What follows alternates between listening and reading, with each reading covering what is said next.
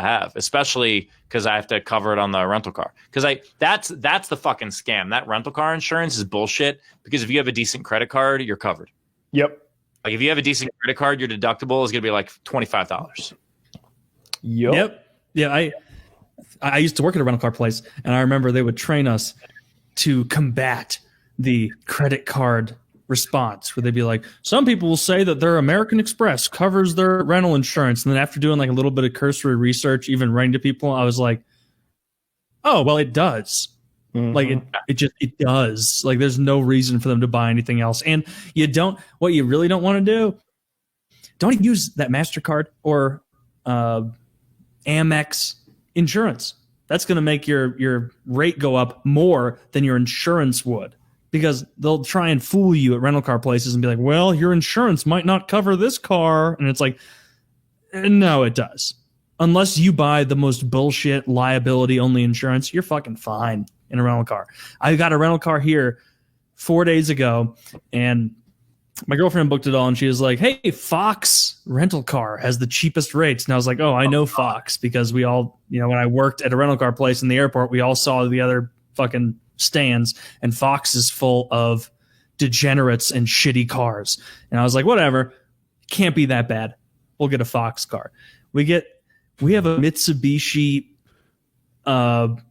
road shaker, I guess. I don't know what the name of it is, but I know that if you go above 65 miles an hour, this thing trembles. Absolutely trembles. It's the opposite of the plot of Speed. Yeah, it's terrible. And it is a rental car. Miles an hour, it's going to explode. It's a rental car with 34,000 miles. And that may not sound like a lot, but if you work in the rental industry, a 34,000 mile car is like meeting a 30-year-old dog. It's like a 45-year-old There's prostitute. a reason it's as shitty as it is right now. Yeah, it's meeting a 45-year-old prostitute, a 25-year-old dog. Those are hard miles. What happens if you put it in reverse on a highway? Well, and now every only one way to car I'm into, I'll be like, why does it drive so shitty?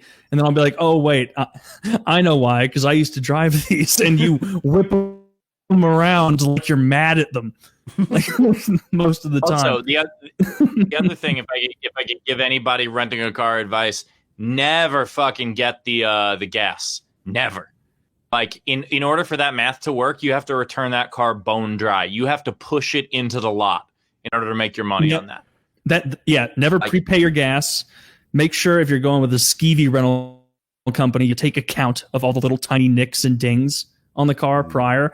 Like if you're going through like Hertz or Enterprise or one of the big ones, like that, they're not going to hold your feet to the fire over a little fleck. That's my biggest one. Is bring it back full of gas, because if you make them fill it up, they're going to charge you like They're going to charge you the same price it costs to get drag race racing fuel that I used to buy back in the day. You can buy 110 octane racing fuel cheaper than what they've got over at fucking the rental car place. Name one, CarMax or whatever the fuck. I remember people coming back into the return lane when I worked at the airport, and they would forget to fill up, and I would like go and check the gas and the mileage and everything with a little handheld return thing, and then I would like enter in. They'd be like, oh, man, I'm so sorry. We forgot to get the gas. And I was like, oh, it's okay. I'll tell you how much it is. And it would be like almost like a quarter tank.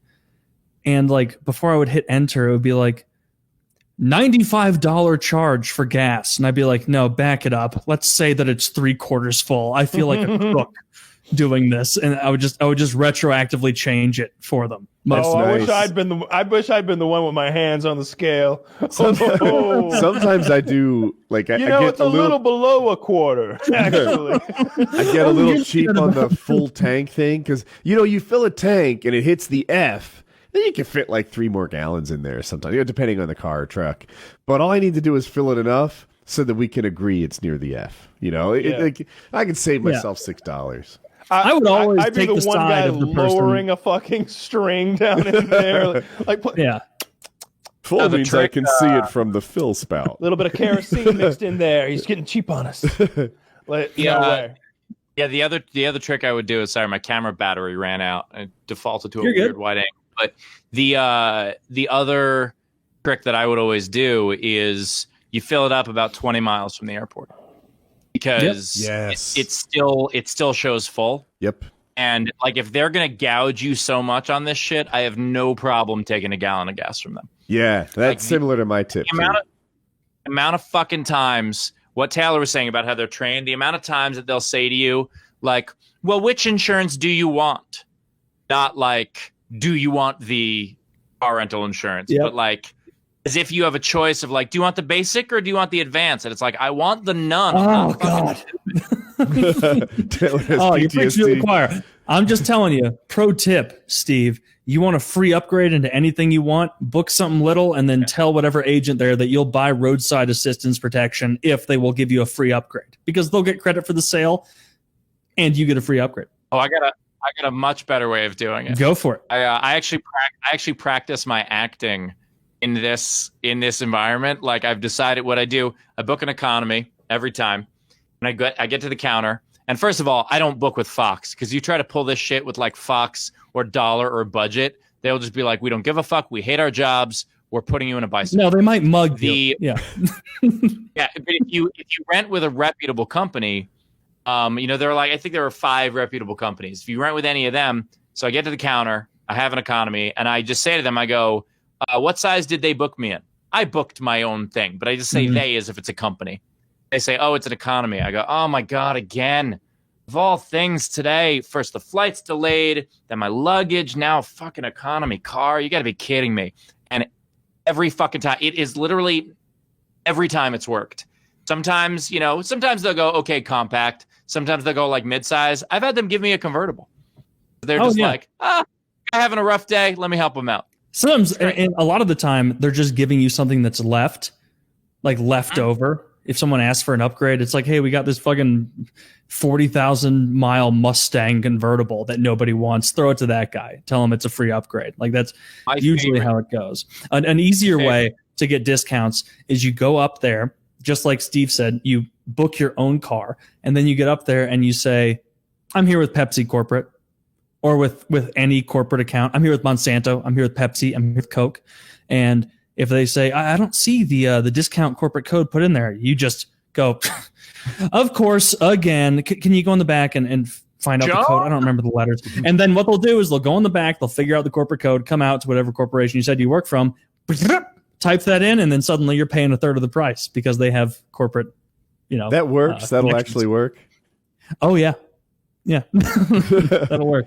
My favorite dumb rental car salesman moment was I rented a car. And it was they gave me a convertible, and I go out and I put my luggage in it, and I go to start the car, and it's got like a little rumble to it. I was like, fuck, I'm not gonna drive 8 hours on this shit. And so I flag the salesman over, and I go, hey, this car, the engine is rumbling already. And he listens, and he's like, oh yeah, that's a problem.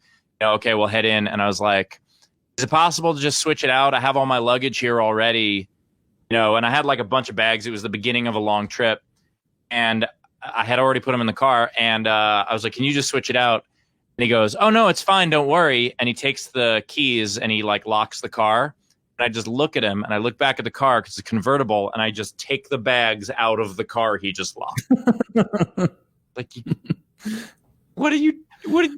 how would this? What the fuck is that about? Yeah, fucking idiot.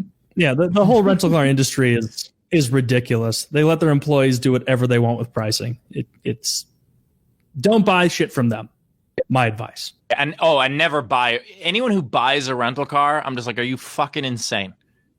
Like, you're gonna buy a car that people, because when I drive a rental car, I don't give a fuck about the transmission.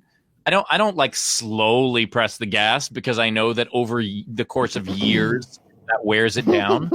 And by the now way, imagine being an employee. Yeah, and how they whip them around and drive them. If you're buying at CarMax and you notice they have like 14 of the same car that you might be interested in, it came from a rental place. That's where they get them. They just got a bunch of them. Those are all rentals. That's why if you get a rental car, like a used one with less than 10,000 miles, it's probably not bad at all. Because like reputable companies like Hertz, Enterprise, whatever, like they have liability issues if they don't get all of the maintenance done on those. You buy a rental car at 30,000 miles, good fucking luck. That thing has been fucked in. It has been fought in. It has every bit of debauchery you can killed a man. has occurred in that Honda you're about to purchase. I don't know what to say. I bought this used car. Now I'm pregnant. I think it was semen on the seat. Should have got the perma plate. Got the perma plate. Oh man, that's funny.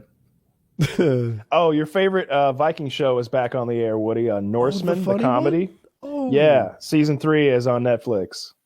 Thanks for telling me that. I've been looking. Yeah, I don't know. I actually have no words. I finished Avatar: The Last Airbender because it's been big on Reddit. I was like, maybe I'll like this. I liked it, but I don't have a show right now. So yeah, it's only 6 episodes, but every season has been 6 episodes. It's a prequel though. It sort of shows you what's happened before season 1. I'll give it a chance. Yeah, I don't mind it. It's like background information that you didn't have. So it's, I'm digging it. Yeah. Huh. Yeah, let's wrap up. I know Taylor's on vacation. He's got family and friends there that he needs to get back to because they're leaving early this evening. He wants to be able to say goodbye to them. So let's get this thing knocked out. Steve, where can everybody find your stuff? So the sign I'm in front of is Nowhere Comedy Club. I perform full sets there. As well as I do a show with Daniel Muggleton, who's an Australian comedian called Ask Us Anything. We do that every week, and where it's a 90-minute of ad lib where people participate. If you want to see live comedy, whether it's me or someone else, we've had Nikki Glazer and the Sklar Brothers and Todd Barry and Greg Proops. So just nowherecomedyclub.com. So check that out. Awesome, cool. And I do a free live stream 4 days a week on my YouTube. So just YouTube/the Hofstetter. Hell yeah. All right. Any outros? No outros. We are all good. PKA 501.